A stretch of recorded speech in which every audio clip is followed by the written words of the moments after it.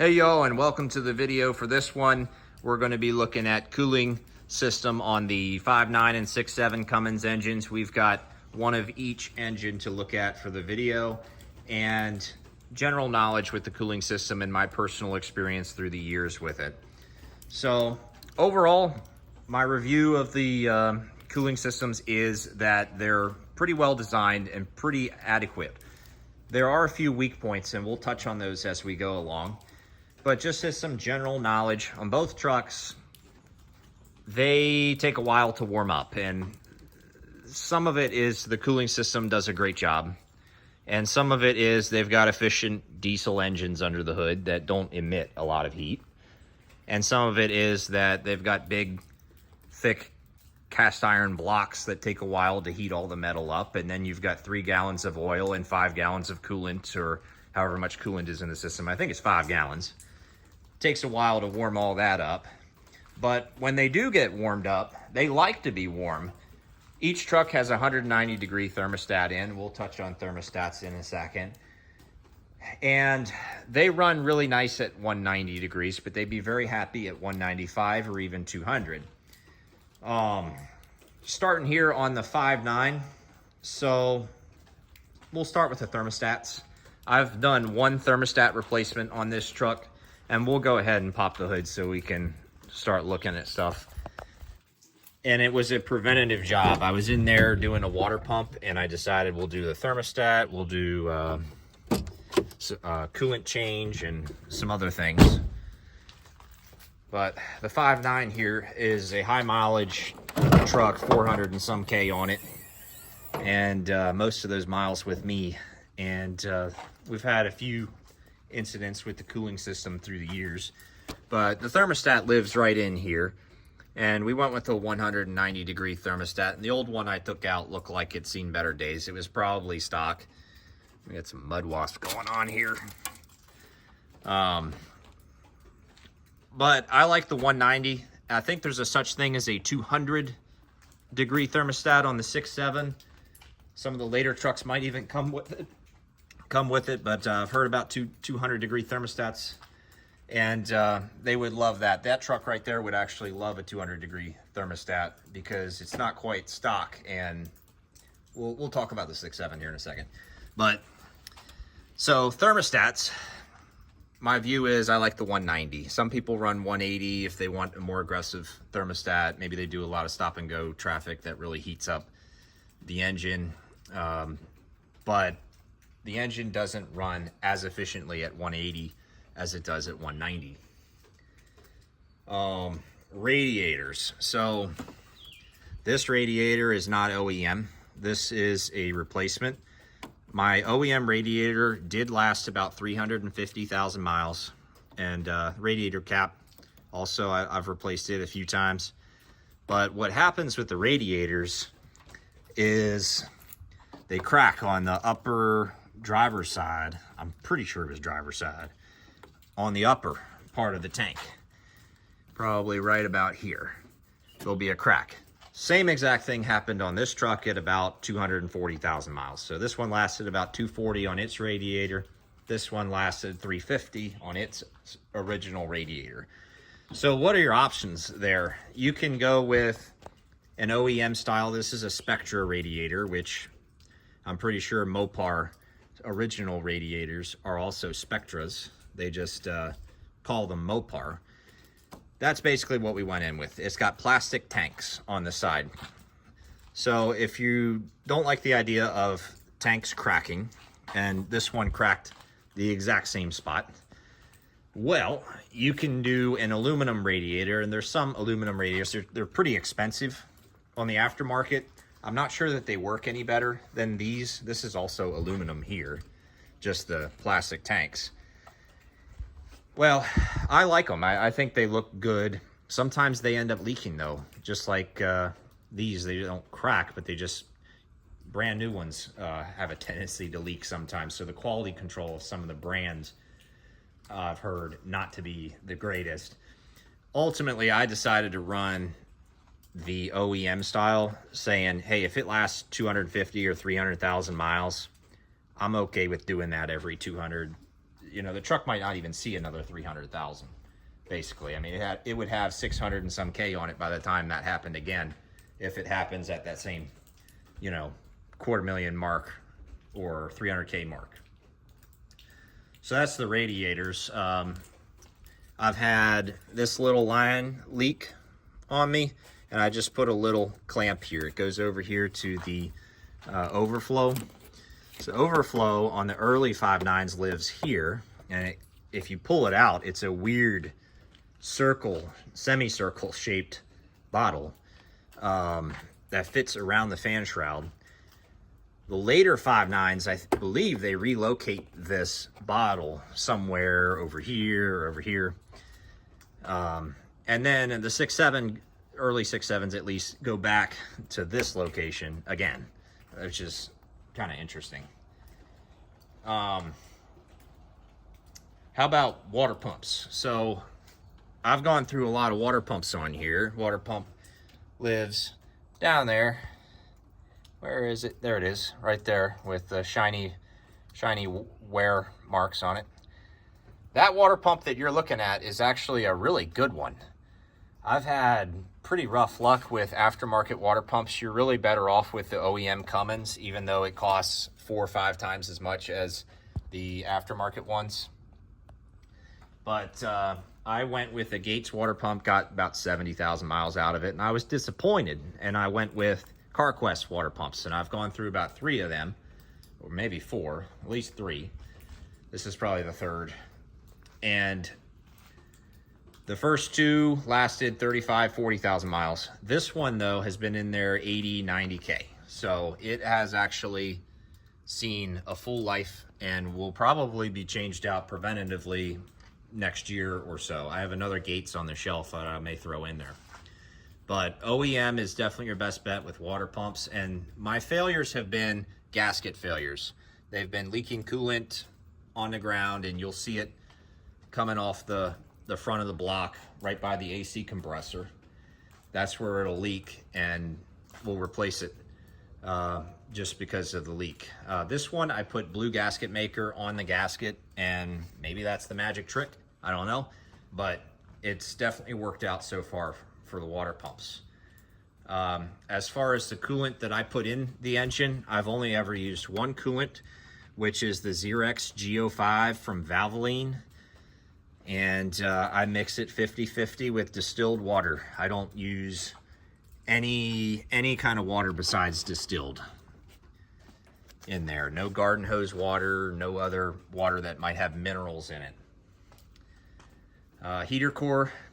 So I've never had a heater core trouble. Heater core goes back in there through the firewall, and if you have to replace it, you've got to pull the dash to do that. It can be bypassed, though. You can just hook up that guy to that guy and bypass it as a temporary measure. But I've had good luck with heater cores so far, and hopefully that continues, because even though my dash is kind of partially disassembled itself on this truck, I still don't want to remove the rest of the dash because it'll probably just crumble, really.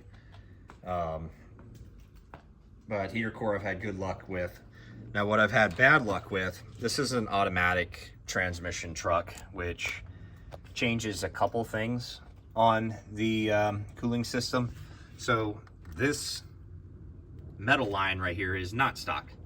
I had to replace that because my original one rusted out, and it rusted so badly it eventually cracked and started dumping coolant. Would dump it all over the exhaust manifold, and it was dumping pretty bad, and I definitely parked the truck right away when that started happening. And that job was a horrible job. I mean, this one here with the heater that goes to the heater core, that was easy enough to take that hose off. But there's a couple others that are inside here under the exhaust manifold that are really hard to access and take off. 2 little elbows with spring clamps on them. And I almost had to pull the manifold to do that. Somehow I was able to push them off with some flathead screwdrivers, but I was really beat up after that job. That one was horrible. So this is, you know, one of the weak spots on the 5.9 engine. The manual trans 5.9s have this. It looks a little bit different. They do have something here. Fortunately, the 6.7 engine got rid of that.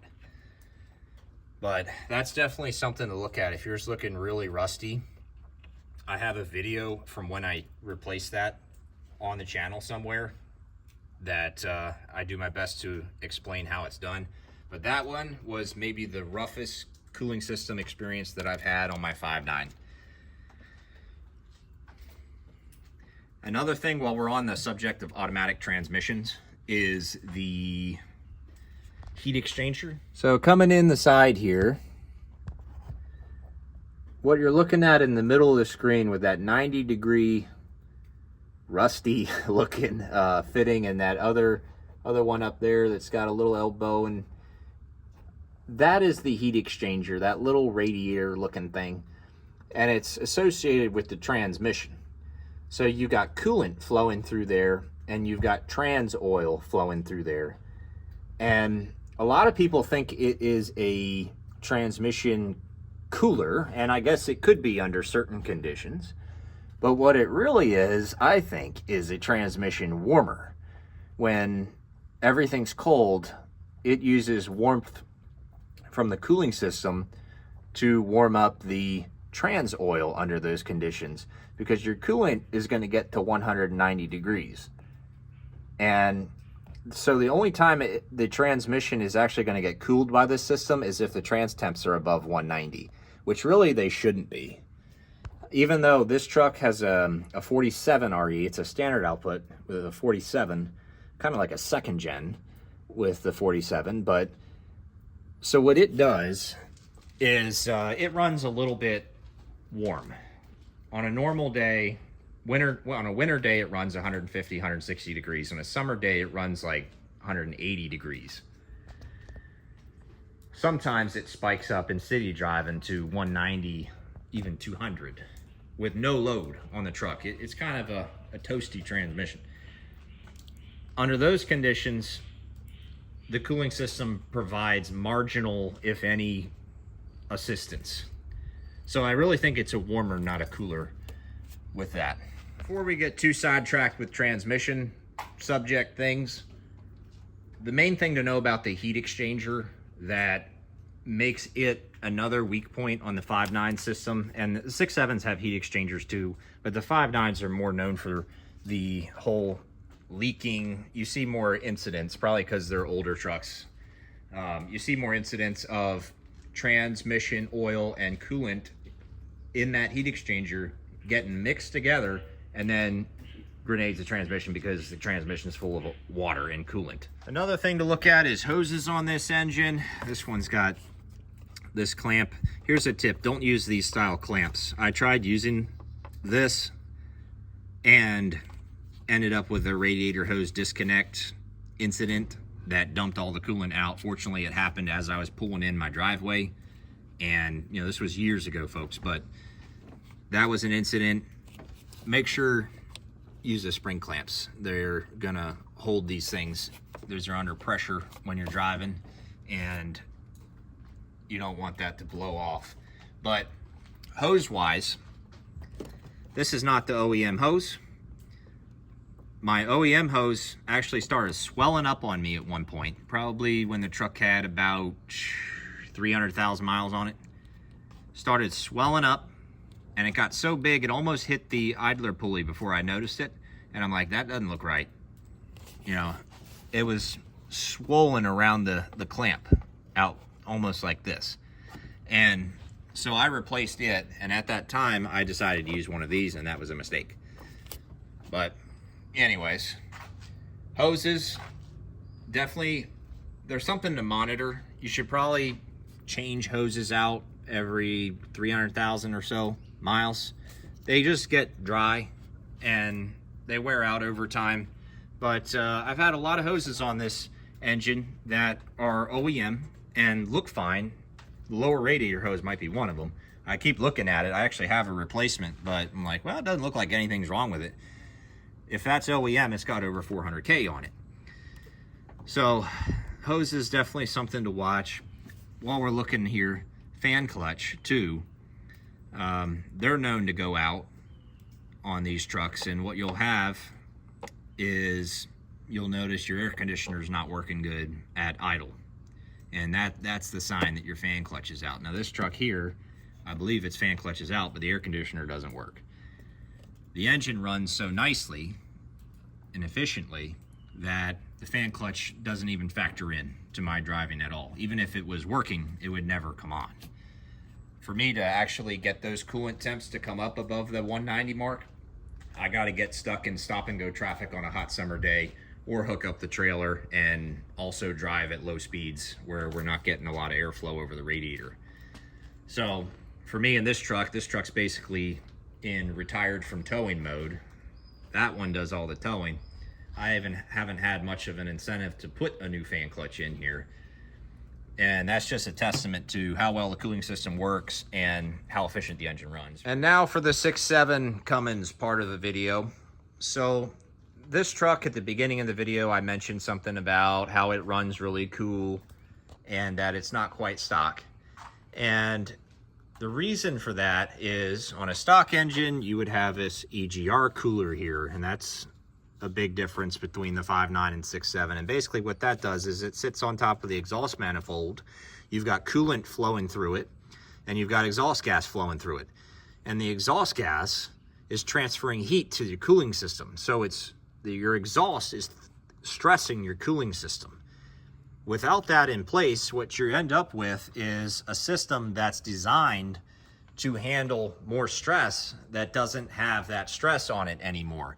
So on a chilly day, like a 40-degree morning or something like that, which would be chilly in my neck of the woods,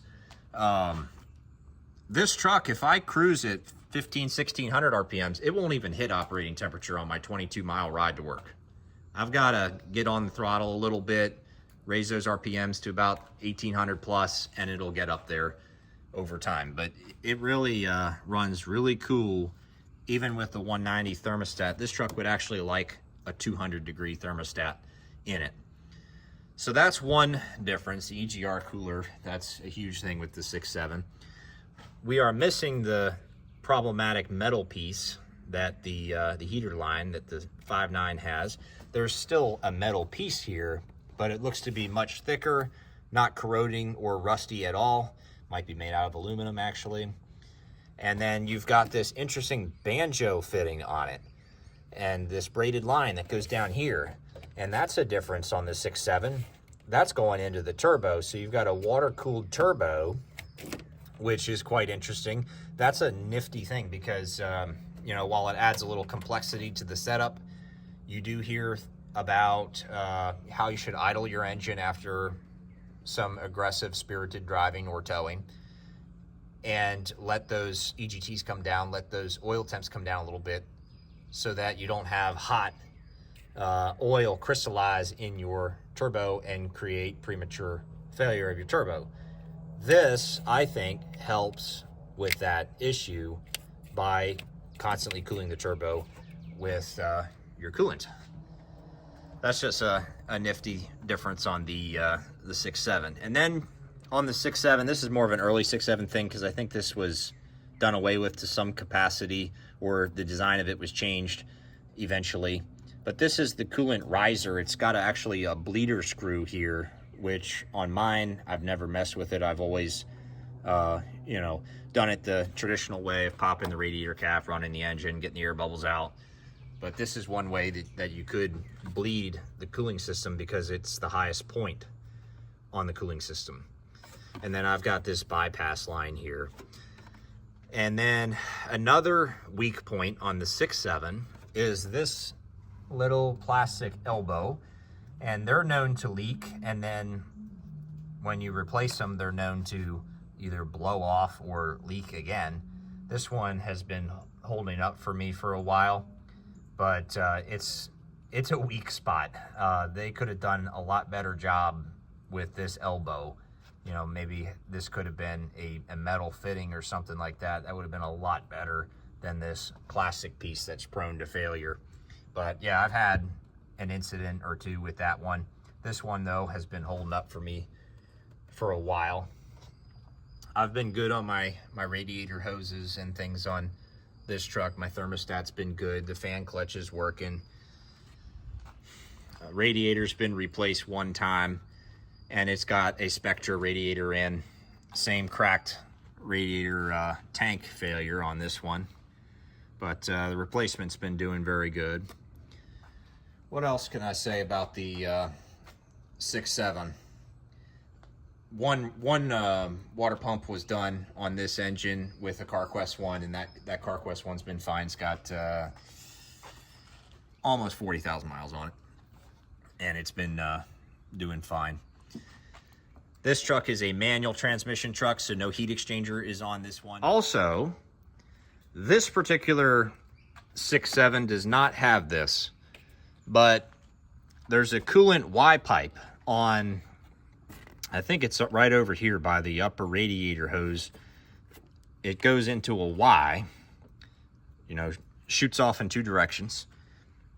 And that has been a problem on later 6.7s with leaks and issues. So I don't have the ability to show that on this early 6.7 engine, but that is one cooling system weakness. Well, I think we have reached the end of my video. I hope you all enjoyed the information and my stories about my personal experience. If y'all have any other ideas, y'all want to see another video with this style, let me know what subject you want to see, and we'll come up with something. I enjoyed doing this video. So y'all have a good one. I will see you in the next one.